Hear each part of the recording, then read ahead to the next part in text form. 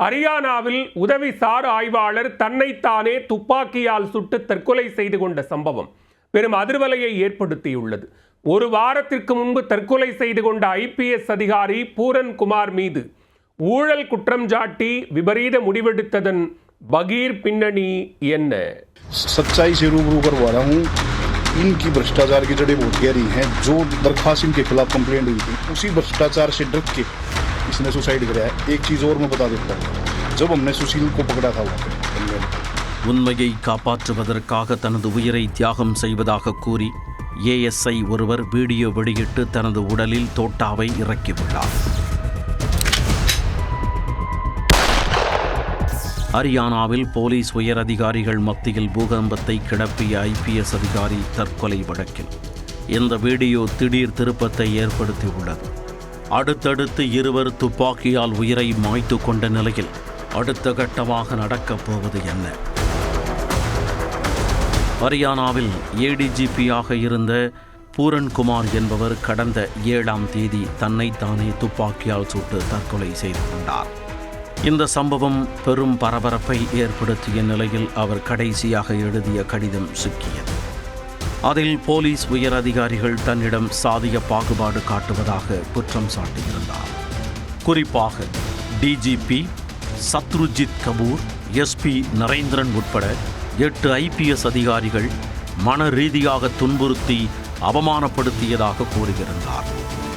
இது தொடர்பாக பூரனின் மனைவியும் மூத்த IAS அதிகாரியுமான அம்னி தனது கணவரின் தற்கொலைக்கு காரணமான அதிகாரிகள் மீது உரிய நடவடிக்கை எடுக்க வேண்டும் என்று வலியுறுத்தினார்.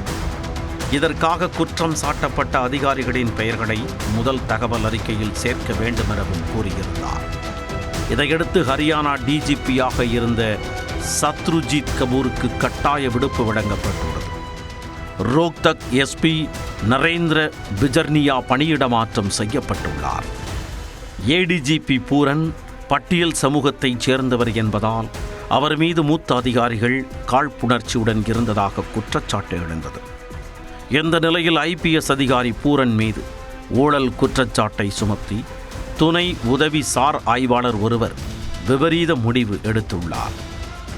ரோக்தக்கின் சைபர் பிரிவில் ASI-யாக பணியாற்றியவர் சந்தீப் குமார் தன்னைத்தானே துப்பாக்கியால் சுட்டு தற்கொலை செய்வதற்கு முன்பு வீடியோ ஒன்றை பதிவிட்டுள்ளார். அத்துடன் அவர் எழுதிய 3 பக்கங்கள் கொண்ட தற்கொலை கடிதமும் சிக்கியுள்ளது. அதில் பூரன்குமார் ஒரு ஊழல் பெயர்படி என்றும் தன் மீதான குற்றச்சாட்டுக்கள் அம்பலமாகிவிடும் என அச்சப்பட்டு அவர் தற்கொலை செய்து கொண்டதாக சாடியுள்ளார்.